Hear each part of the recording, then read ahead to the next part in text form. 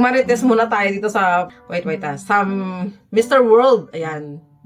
Miss World, di ba? Meron ding Mr. World. Ayan. So, magmarites muna tayo dito kay Puerto Rico kasi na-intriga ako sa kanyang hagod. Banorin natin. Hello?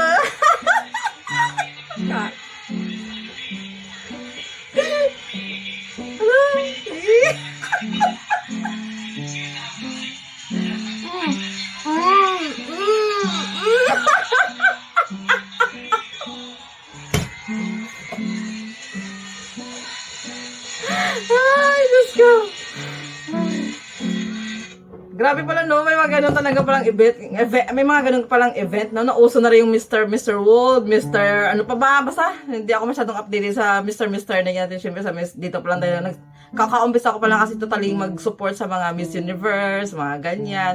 From Michelle D ako nag-start. Kaya doon ako nagkaroon kasi ng interest. Pero ito talaga, dami ko talagang tao. As in, 1,000.